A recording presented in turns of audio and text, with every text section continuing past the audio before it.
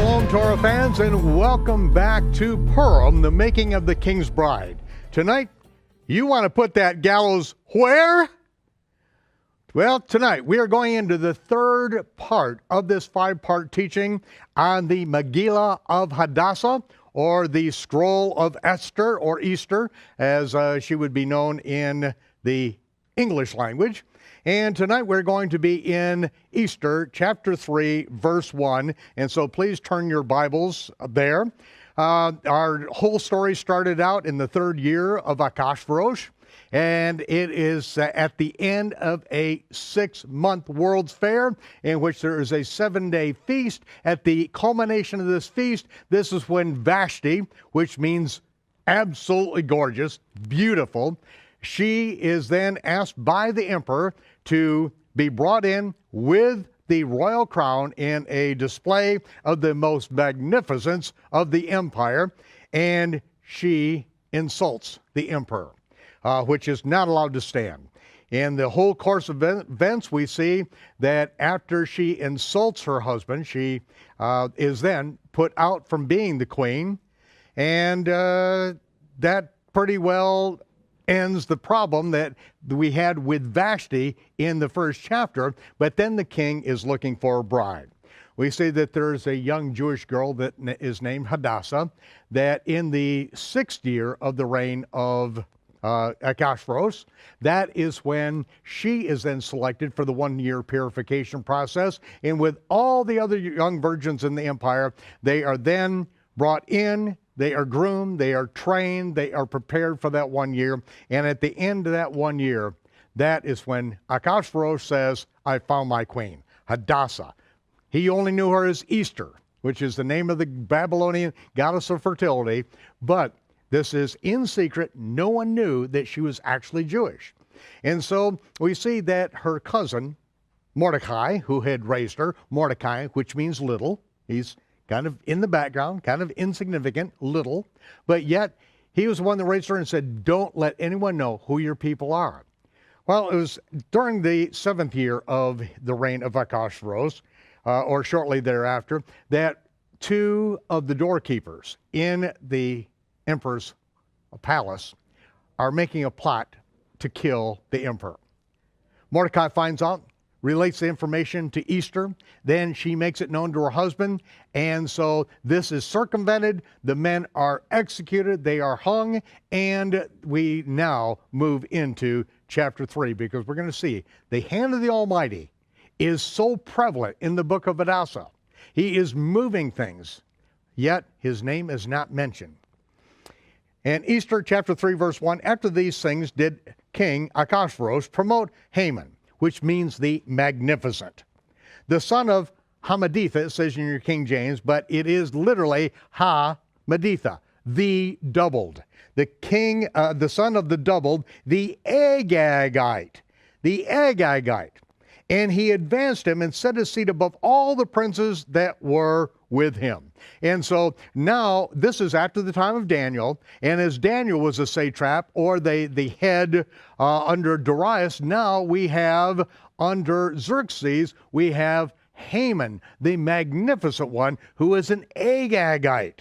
And he is the one who is put in this position. Now we are going to understand why there are all these boring genealogies in the Bible. They're not really boring at all. It's just that we have to know enough about the scriptures to know how important they are. And we see that to understand the relationship between Mordecai and Haman and what is about to happen between the Jew and this Agagite, we have to go back to Esther 2:5. It says, in Shushan the palace, there was a certain Jew whose name was Mordecai, the son of Yair, the son of Shimei, the son of Kish. Now, it doesn't give us all the generations here. As a matter of fact, it leaves out like 480 years. But it lets us know that Mordecai, that it goes all the way back to being a son of Kish, which is over 490 years earlier of Benjamite. Now, this shows that this is an unbroken lineage, even though it doesn't describe every single generation that is there. We also see this in the book of Matthew, where there are 14 generations from Abraham to David, 14 generations from David to the carrying away into Babylon, and 14 generations from the carrying away unto Babylon under the Messiah. And we hear some of the anti-missionaries, Jewish anti-missionaries say, well, your scripture is not true because it doesn't have all the lineage there. No, of course it doesn't. It gives exactly 14 generations. It makes an internal Masorah between, in this pocket of generations, 14, 14, and 14, so that we see that it is unbroken. There is no question. And they have to admit that it is an unbroken lineage, but yet there are 3 kings that are left out from this lineage. Why? Because there is an internal Masorah being made of 14, 14, 14. It doesn't mean that there were only 14. It means it lists 14, and here are the names of these 14, so that when we get to Yeshua, we can find out that in the English and in the Greek text that they mistranslated a word that completely destroyed the lineage of Yeshua. In the Hebrew Matthew and also in the Aramaic, it is maintained. It's correct. But the Greeks mistranslated something. It was then worsened in the English versions of the Bible. And so no longer do you have 14, 14, 14. So I'm just saying that the standard that they use, oh, your Bible can't be true, the gospel lineage can't be true because there are 3 kings missing. Oh, we got 480 years of people that are missing from the lineage of Kish. And who's one of the sons of Kish? Saul, the first king of Israel. So we are looking, ladies and gentlemen, Mordecai, almost royalty. And as it tells in 2 Samuel 16:5 through 8, out of the family of the house of Saul, there came a man whose name is Shimei, the son of Gerah. This is Shaul, or King Saul's brother. And so we see that Mordecai literally comes from Saul's brother, who then has a son named Shimei, and that is the lineage of Mordecai. But we are still in the household of Saul, of the son of Kish. And so now I want to go back to this the storyline of Hadassah here, and to understand about this lineage of both Saul, the son of Kish, and this Agagite. In 1 Samuel 15:1, it says, Samuel said unto Saul, Thus saith Yehovah Tzevaot, I remembered that which Amalek did to Israel, how he laid in wait for him in the way when he came up from Egypt. Now go and smite Amalek, utterly destroy all that they have, spare them not, but slay both man and woman, infant, suckling, ox and sheep, camel and ass. And we covered this in our last session of exactly who the Amalekites were. But what I did not bring out was that who the Amalekites actually, what the offspring line is. Because we find this in Genesis. Turn to Genesis 36:12, and we see that Timnah was concubine to Eliphaz. Eliphaz was Esau's son, and Timnah bare to Eliphaz Amalek. And so Amalek is actually a grandson of Esau, who went forth and dwelt with the cursed Canaanites, which they are known for their gross immorality, murdering, sex perversion. That's what they're known for. And that is why when we have these Amalekites dwelling with them, nothing good is going to come out of these Amalekites either. And so in 1 Samuel chapter 15, verses 7, we're going to continue reading. So Saul smote the Amalekites from Havilah till you come to Shur, that is over against Mitzrayim, or Egypt. But he took Agag, now remember that Haman is an Agagite. His father is an Agagite. But he took Agag, the king of the Amalekites, alive, and the best of the sheep, the oxen, the fatlings, and the lambs, all that was good, and he would not utterly destroy them. And so Samuel then went back to Saul in verse 26 and says, Yehovah has rejected you from being king over Israel, because he did not do what he was told to do. He was told to completely obliterate these people. But the best of the sheep, the best of the oxen, and Agag the king, and it's not just Agag the king, it's his family, okay? Because the Agagites are going to continue on. Okay, he's brought Agag, and it says that as Samuel turned about to go away, Shaul laid hold upon the skirt of his mantle. In the King James, in the New Testament, read the hem of his garment, but from the Hebrew, it reads the skirt of his mantle. This is the tzitzit, grabbing onto the tzitzit on the hem of his garment, and it tore. It ripped it off. And Samuel said unto him, Yehovah hath rent the kingdom of Israel from you this day. It's over. And it was over. Because he made excuse after excuse, and finally the excuses ran out. This one thing, and just as the Almighty said, in Exodus 17:16, Yahweh has sworn that he will make war with Amalek from generation to generation. See, this is why Saul was put on the job. You take him out now. I have sworn I will make war against them. Because of what they did, this will not be forgotten. Now they continue to do it. Now you take care of business. And because Saul refused to take care of business and he saved the best alive, now, hundreds of years later, in Babylon, the number one man in the empire under the king is the offspring of Agag, an Amalekite. Now we're going to see the plot thicken.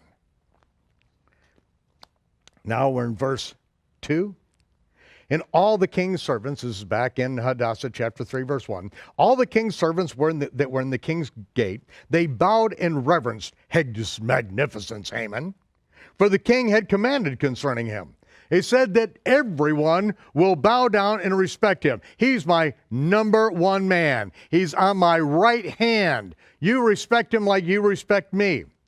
But Mordecai, the little man, he refused to bow, nor did he give him any respect. Oh, we know what Haman felt like Rodney Dangerfield. He got absolutely no respect from the little man. Then the king's servants, which are in the king's gate, said unto Mordecai, why do you transgress the king's commandment? And now, in a verse, it's going to say that he told him he was a Jew, but, that's shorthand. He probably said, well, let me tell you a little story about this Agagite, about Haman, and about my great-great-great-great-great-great-great-great-great-grand-uncle. Let me tell you what happened.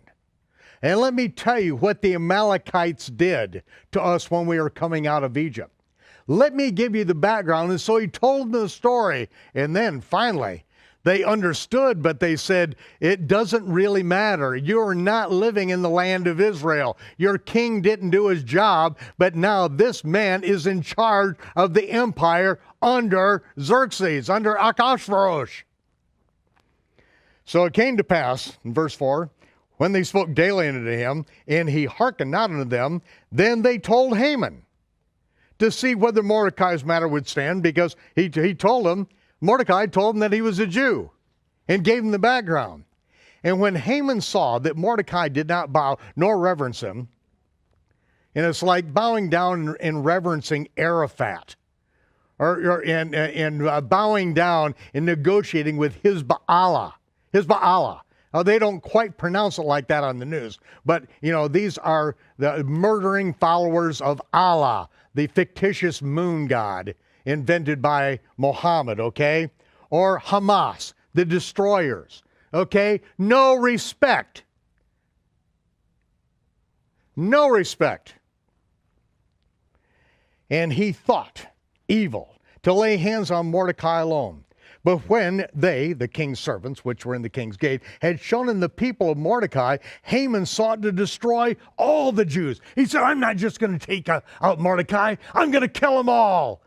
Because now he knows these are the people that nearly wiped them out.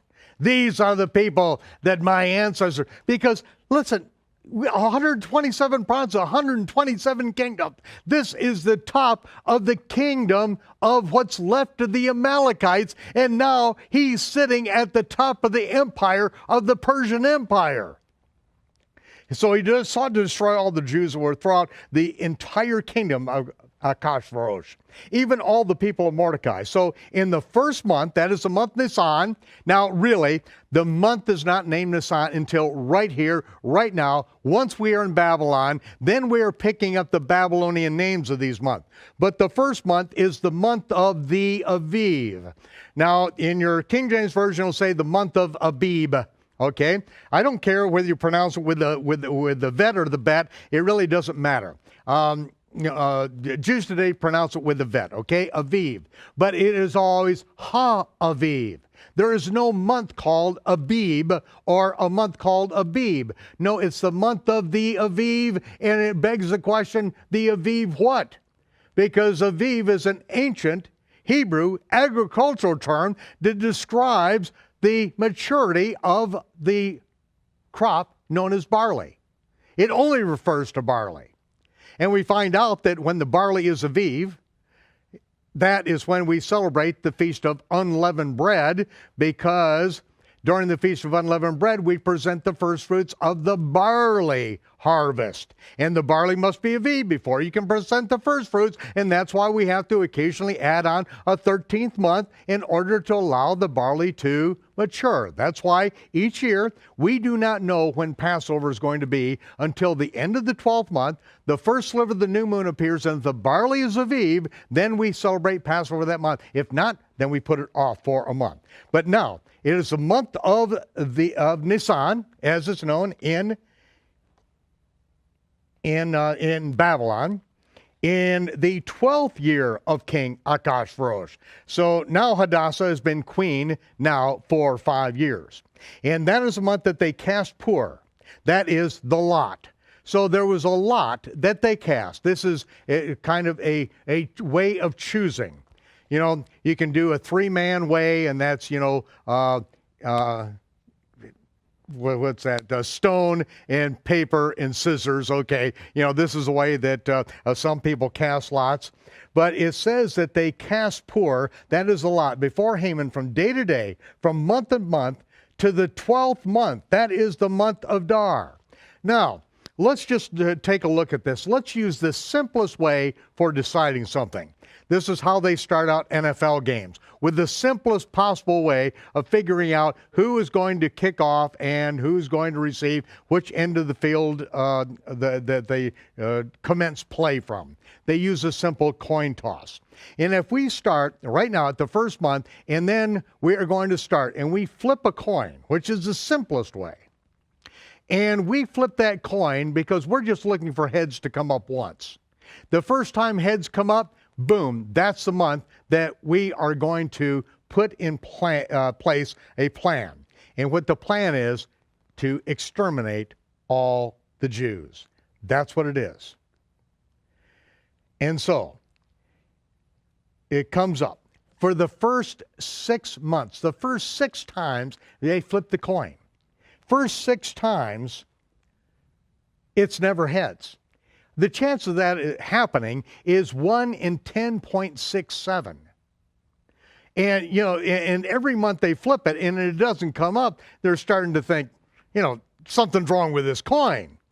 Now, this is the simplest thing. If it's doubled, if it's like 2 things that have to come up together at the same time, black and white, and both of them have to come up at the same time, then the odds significantly multiply exponentially from there.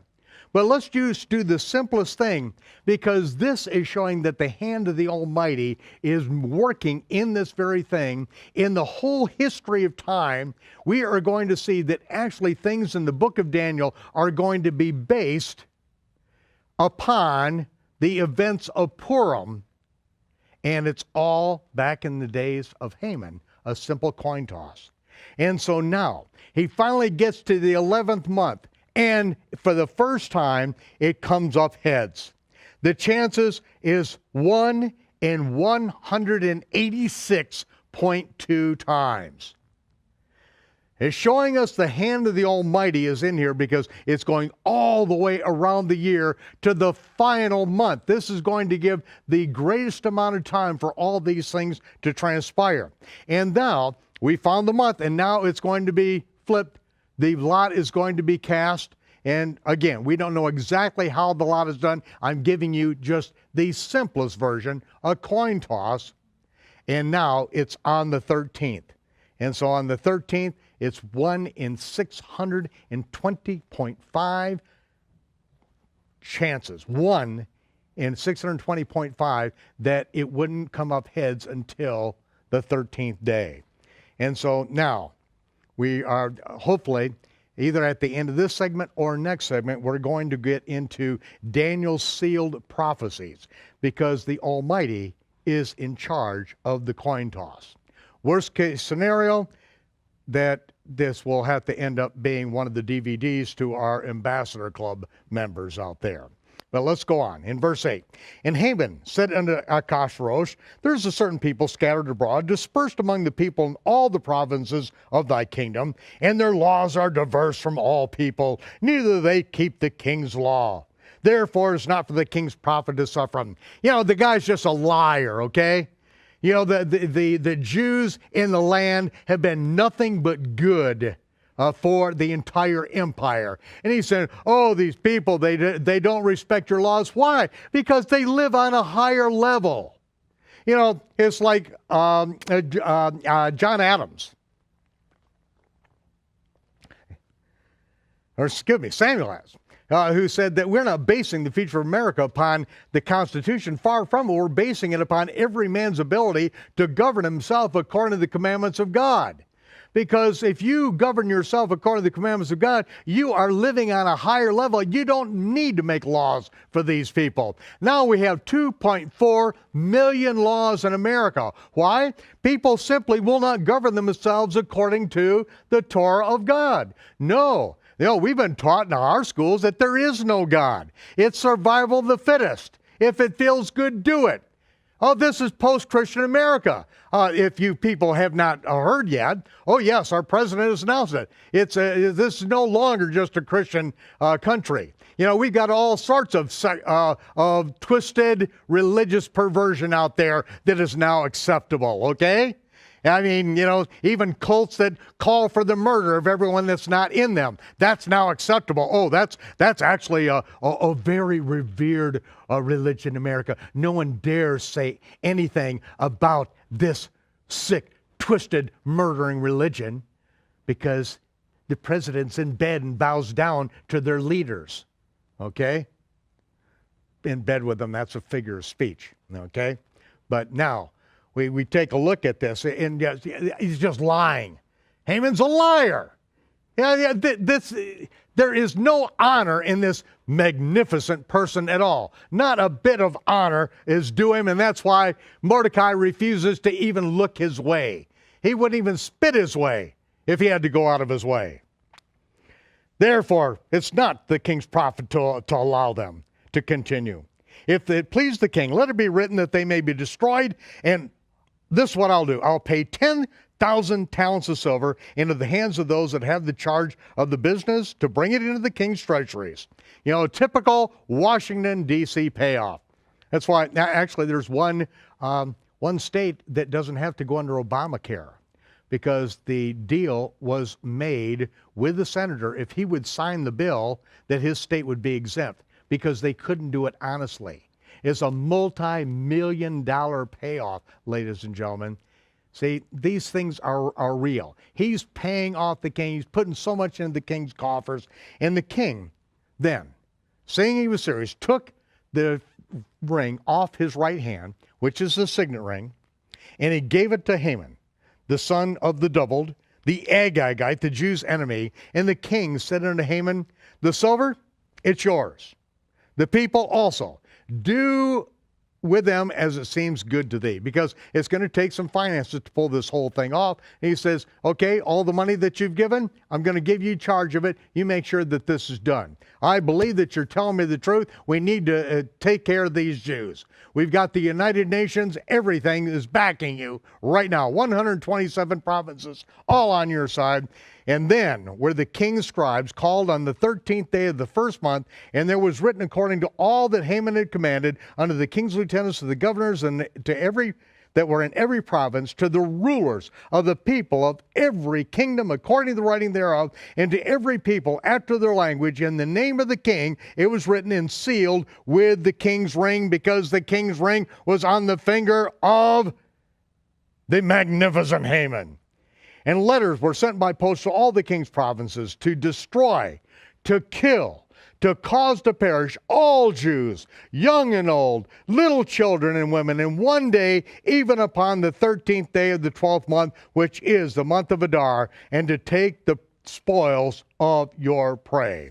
And this is what we see in the Europe's version of this, Hitler's version of it, in the Museum of the Extinct Race, the great film out there, documentary, The Rape of Europa, to see exactly what was done, the absolute murder of millions and millions of Jews, the plundering of everything that they had, and this was what the plan was back then. So the copy of the writing for a command was given in every province to be published unto all the people, that they should be ready against that day. So the post went out, being hastened by the king's commandment, and the decree was given in Shushan, the palace. And the king and Haman sat down to drink some Courvoisier XO cognac, but the city of Shushan was in absolute turmoil. And when, chapter 4, verse 1, when Mordecai perceived all that was done, he rent his clothes, he put on sackcloth and ashes, and went out into the midst of the city and cried out with a loud and a bitter cry. And you could imagine the torment in his soul, because he knows that he's responsible. He could have just kept his mouth shut, so to speak, and bowed to Haman like everyone else and pretended that everything was okay. But no, he spoke up. And now they are going to not only kill him, but they're going to kill every living Jew in the empire, which means the world would be Judenreich. There would be no Jews left. This is exactly the position of Hamas and Hezbollah. This is their position now. It is illegal to enter into the king's gate where Mordecai was allowed to go because of his position, but it was illegal to go in clothed in sackcloth and ashes. So Mordecai stayed outside, and the entire empire, wherever this decree went, everyone, all the Jews were in great mourning. They were fasting and weeping and wailing, and many lay in sackcloth and ashes. They had 1 year left before the death sentence would be executed, and there was nothing they could do about it. They were unarmed. They were living in the civilian population of the empire of Babylon. So Esther's maids and her chamberlains came and told her the situation with Mordecai, that he's out there, your cousin is out there in sackcloth and ashes outside of the king's gate. Then the queen was exceedingly grieved. This does not look good politically. And she sent raiment to clothe him and to take away his sackcloth from him, but he received them not.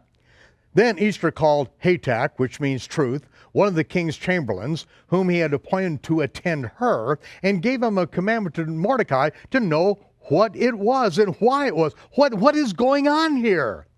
So Hatak went forth to Mordecai unto the street of the city, which was before the king's gate, and Mordecai told him all that had happened unto him, the sum of money that Haman had promised to pay the king's treasurers to destroy the Jews. Also, Mordecai gave Hatak a copy of the writing of the decree that was given to Shushan to destroy them, to show it to Esther, and to declare to her and charge her that she should go unto the king to make supplication unto him, and to request before him for all her people. And Hatak came and told Esther the words of Mordecai. Again, Esther spoke unto Hatak and gave commandment unto Mordecai. All the king's servants, the people, the province, everybody knows that whoever, whether man or woman, whoever shall come unto the king into the inner court who is not called, there is just one law. You put him to death, except to whom the king shall hold forth the golden scepter, that he may live. But I've not been called to come into the king these 30 days. Well, Hadassah has now been queen for 5 years. She may be a little past her prime, and he's got, perhaps thousands of concubines. And so, she's not first on the list here for the last 30 days. And they told Mordecai Esther's words. Then Mordecai commanded, okay, you tell my cousin this. Do not think that you will escape because you're in the king's house more than all the Jews. For if you hold your peace at this time, there shall be an enlargement. There shall be a greatness and deliverance arise to the Jews from some other place. But you and your father's house will be destroyed. And who knows whether you have come into the kingdom, that everything that has happened to you in your whole life, your parents being killed, me raising you, me then helping you, and you getting into the king's house, and now that you are the queen, how do you know that all this didn't happen? That Vashti didn't refuse to come in before the king and all this stuff, that the whole fabric of life wasn't so that this moment was divinely designed by the Almighty. That all this happened, that you would be in the king's palace for such a time as this. Then Esther bade them return to Mordecai this answer. Go gather all the Jews that are present in Shushan. Fast for me. Do not eat and do not drink for 3 days, day or night. I also and my maidens will fast likewise, and so will I go unto the king, which is against the law. If I perish, I perish. If I die, I die. So Mordecai went his way and did according to all that Esther had commanded him. Chapter 5.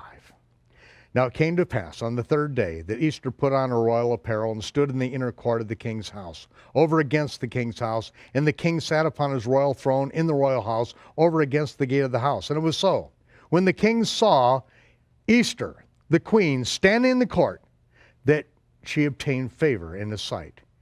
And the king held out to Esther the golden scepter that was in his hand. So Esther drew near and touched the top of the scepter.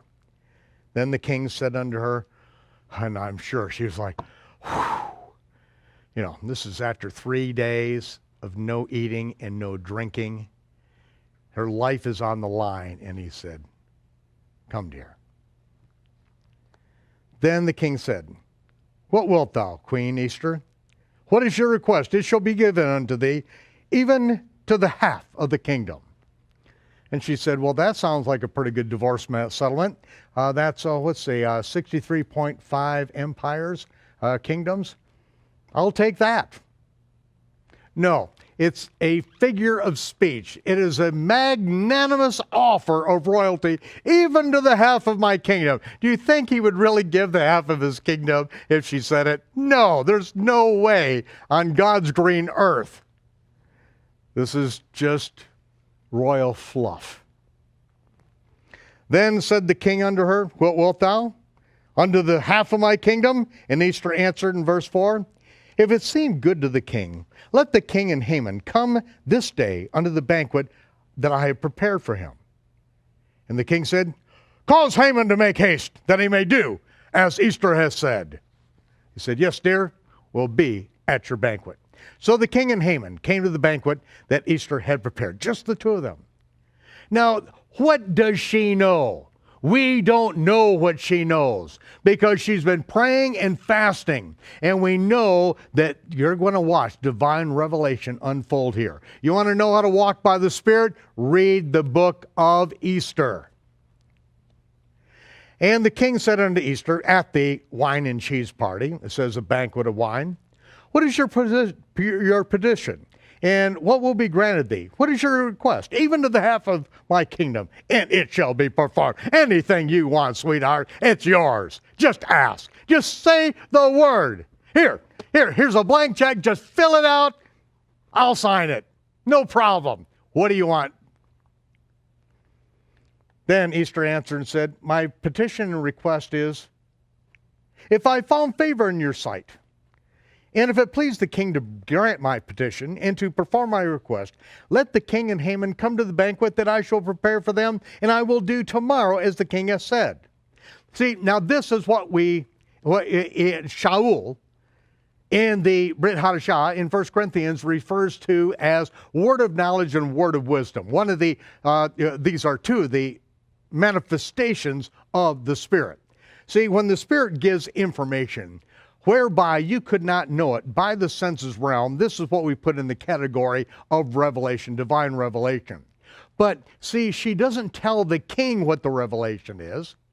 See, she gets the revelation. This is word of knowledge. It is a word. It's okay, this is what you do. And the word of wisdom is how to carry it out.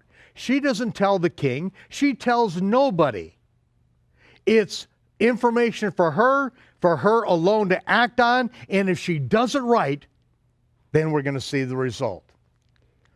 Then went Haman forth that day, joyful, and with a glad heart. He has just been invited. It's only the emperor and only him. It's like he walks out, he's at the top of his game. He walks out, oh, what a beautiful morning. Oh, what a beautiful day. I've got a wonderful feeling. Everything's going my. And then there's Mordecai. Mordecai, this dupe, this disrespectful jerk, the man who gives me no respect. I can't stand this man.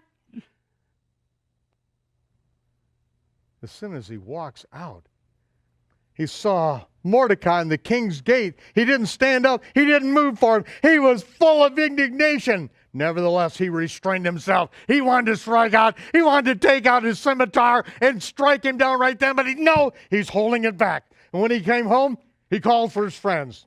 And he called Zeresh, his wife. Zeresh is Persian for Goldie. So from now on, we're just going to call her Goldie, okay? So he called his friends and called Goldie, and Haman told them of the glory of his riches, his magnificence. That's why my name is the Magnificent One. I am Haman the Magnificent. Everybody bows down to me. I am the top one in the entire empire. Look at all my children and all the things that the king has promoted me. He showed him his ribbons, his badges, his notoriety, his honor that he had received. And he had been advanced among all the princes and servants of the king in verse 12. And Haman said, yes, even Esther the queen, let no man come in with the king unto the banquet except me, myself. There is nobody greater. I am the greatest. And tomorrow I'm invited also under her with the king, and no one else is coming. Yet all this avails me nothing as long as I see Mordecai, this Jew, sitting in the king's gate. Then said Goldie, his wife, and all his friends, let a gallows be made 50 cubits high, and tomorrow speak unto the king that Mordecai may be hanged thereon. Then go thou in merrily with the king unto the banquet. And the thing pleased Haman, and he caused the gallows to be made. Now, when reading this, first of all, the first thing you have to do is get out of your mind that the word gallows is some kind of place where a 13-knotted hangman's noose from the Old West is positioned on this beam with the trap door, and that this whole thing, apparatus, is up 50 feet high, and that Haman is going to then hang Mordecai around the neck. The word gallows here in Hebrew is simply the word wood. He caused the wood to be made. A wood 50 feet high. Now, let's go back to Genesis for just a moment. Genesis 40:22, it says that Pharaoh hanged the chief baker as Joseph had interpreted to them. Remember, in the prison, there was a butler and a baker, and the butler, the one that gave the wine into the king's hand, was restored to his position, but the baker said that in 3 days you're going to be hanged. Well, what does that mean? It doesn't mean hanged with a hangman's noose. No, hanging in Egypt, as in, and this was part of Egypt now. This is much, much later. But remember, from Ethiopia to the Indus River, all the way to Greece, this is what they did. They had wood that was sharpened, and they hung people on this sharpened wood that came up to a slender point, and people were then hung on it. Now, how were they hung on it? Let's continue on. In Joshua chapter 10, verse 26, we read, Joshua smote them, slew them, and then hanged them on 5 trees. And they were hanging upon trees until the evening. Now, the word trees, as soon as you see this in your mind, you have a picture of regular trees. But it's the word eitz. And you just look it up in a Strong's Concordance, which is really one of the most simple, even elementary. It's elementary. It's not even high school, okay? A Strong's Concordance is an elementary concordance. It's among the simplest concordances you can get. And even there, it says tree, wood, timber, stock, plank, stalk, stick, gallows. And when the word gallows comes up, it is referring to an impaling stake. They killed these people and then hung their dead bodies on these impaling stakes for all to see. In Ezra 6:11, it says, I've made a decree that whosoever shall alter this word, let timber be pulled down from his house, and being set up, let them be hanged thereon, and let his house be a dunghill for this very thing. Whoever alters this word, let timber be pulled down from their house, and let them be hanged on it. How do you hang people on timber pulled down from their house? You build a gallows or an impaling stake, and then you impale these people on the stake. And then let their house be a dunghill.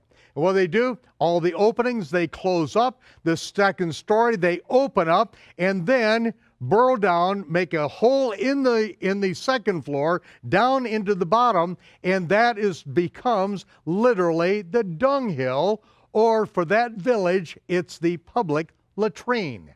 This is what will be done to their house. If this is what's done to your house, ladies and gentlemen, this is the ultimate disgrace for your family. That means pretty much your family's been completely destroyed, and everyone's memory of you is, that's the Jacob's latrine that you have heard about. The Jacob's latrine? Oh yes, the ones that used to work for the king? Oh yes, the old Jacob's latrine. Okay. Now we understand, make his house a dunghill. Now to understand this impaling, because see, for the timber to be then set up into a paling stake 50 feet high, it is Herodotus that said that Darius, the father of Xerxes, hung over 3,000 Babylonians when he took the city. He impaled them. He didn't hang them on hangman's noose. He said that he impaled them. Now, how is this generally done? Well, if you really want to exhibit some excruciating pain, you don't impale the people first. First of all, you arrest them. Then, like his design for Mordecai, is to then tie his hands behind his back. And then, upon this scaffolding, they would then go up, and then they would seat this person on this sharpened impaling stake. Seat him on a needle point, impaling stake that then gets bigger and bigger as it expands out. Even if his hands were not tied, a man seated on an impaling stake would be in such excruciating pain for hours. And it doesn't matter how strong you are to reach underneath you and to try to pry yourself off from an impaling stake 50 feet high to where everyone sees you.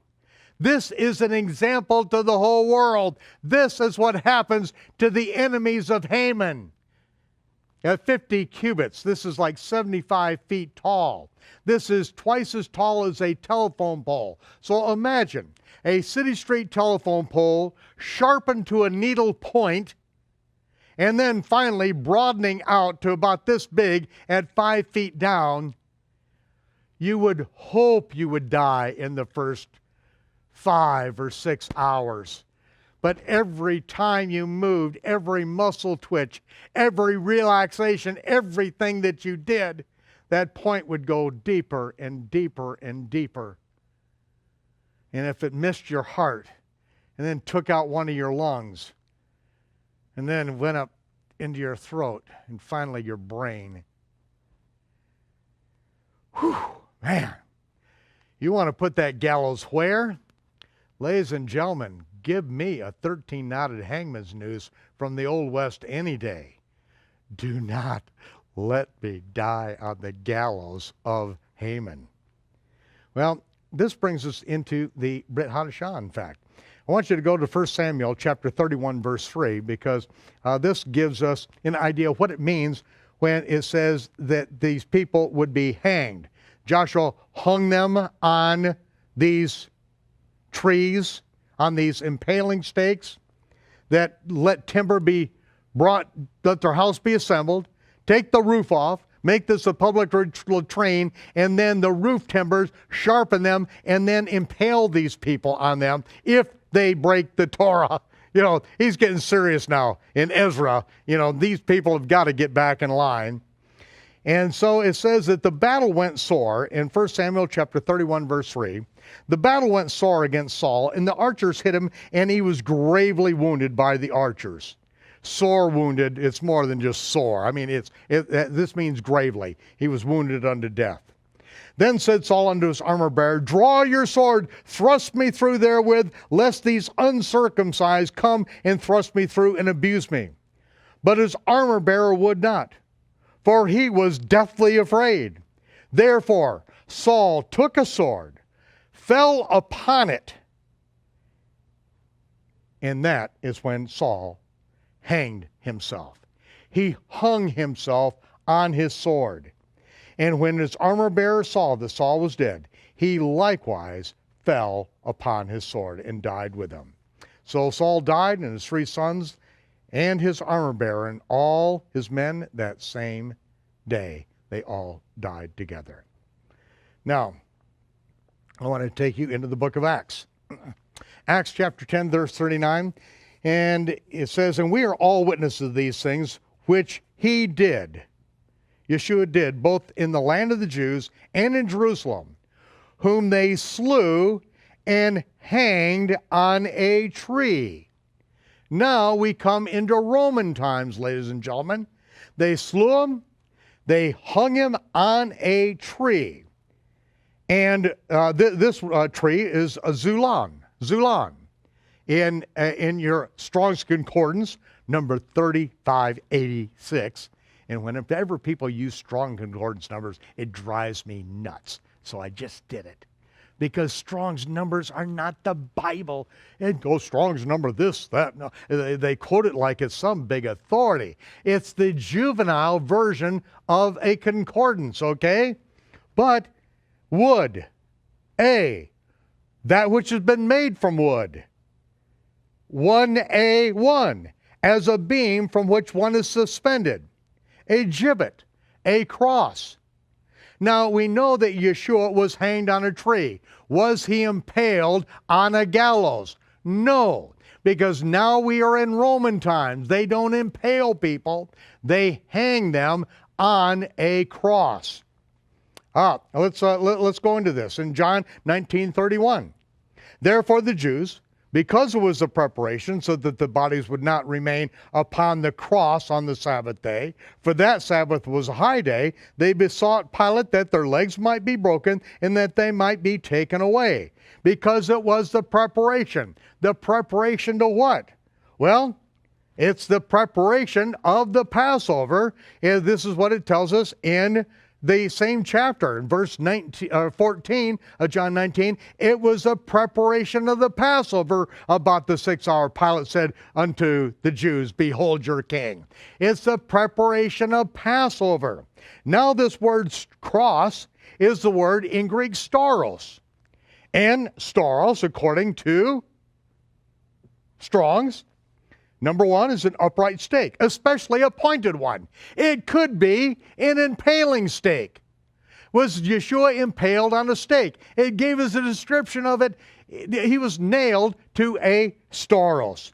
Number two, a cross. Why would they use the word stauros, which could also be cross? Because this is what the Romans did. They worshiped Mithra. The sign of Mithra was the Babylonian T or Tau for the cross of Mithra, or the cross of Tammuz. Tammuz, the Babylonian Tau. A well-known instrument of the most cruel and ignominious punishment borrowed by the Greeks and Romans from the Phoenicians, to were fixed among the Romans down to the time of Constantine the Great, the guiltiest criminals, particularly the basest slaves. This is Strong's his description here. So you see that one place it says that he was hanged on a tree. And so now, we use this one example. Okay, well, Jesus, it was a growing tree, and Jesus was actually on a growing tree. That's one usage of it. You've got to look at the culture, people. Josephus said at one time they had 2,000 Jewish men in chains waiting for the next cross to become available, because it took up to a week to die on a cross. And so now this person dies, they hang the next one. They knew what a cross was. You can't turn it into a tree. You can't turn it into a gallows at this particular point. And then, now we read in Matthew 27:5. Judas cast down the pieces of silver in the temple and departed and went and hanged himself. Now, what does this mean? Does it mean that he built a gallows, like in the Old West, got a 13-knotted hangman's noose, and hanged himself? No. We've got to go with what is going on. What is the culture? Acts 1:18 says, Judas, and this is Peter, Kepha, give us a detail. Judas purchased a field with the reward of iniquity. And falling headlong, he burst asunder in the midst, and all his bowels gushed out, and it became known in all of Jerusalem as a gross hematos, or akeldama, or the field of blood. It was a bloody, gory mess. Now, how could that happen if he was hung by an Old West 13-knotted hangman's noose? It wouldn't. How did he hang himself? He took his sword, he put the hilt on the ground, just like King Saul did, and he hung himself on his sword. He impaled himself on his sword. Remember the night of the Last Supper? Yeshua asked his disciples if they ever lacked anything during the time he sent them out in ministry. They said no. He said, okay, I'm telling you, if you got a coat, extra coat, sell it. If you got money, go out and buy yourself a sword. Now, go, do. Of course, no, it wasn't the Last Supper, wasn't the Passover meal. He just sent his disciples to go out and buy swords, or to sell something in Aaron's Park and Pawn and buy a sword. And Peter said, well, we've got two here already. Judas may have been one of them. And they said, that's enough. We're not trying to take over the world here. Two's enough. But Judas took his sword and he impaled himself on it. And all of his bowels gushed out. And it was well known in Jerusalem, that place was known as the field of blood. See, ladies and gentlemen, the words in your English version of the Bible had to be interpreted in light of their biblical usage, not just at the time of translation, but in their historical usage as well. All these things must be understood in order for us to get the proper context. And now we see in ancient Persia, under the reign of Ahasuerus, Xerxes, that Haman and Agagite, the enemy of the Jews from the moment we walked out of Egypt, these murderers are now trying to murder us again and to wipe us all out, and the first one that has got to go. He is not going to be satisfied until a 75-foot tower with a pointed beam, and he has Mordecai, the Jew, seated upon it with that gallows protruding up inch by inch, hour after hour. Now we're going to find out if one of the most powerful, one of the wealthiest men in the world, one who has the signet ring and can make anything happen in the Novus Ordo Seclorum, the new world order of Xerxes, is going to have his way with a little Jew.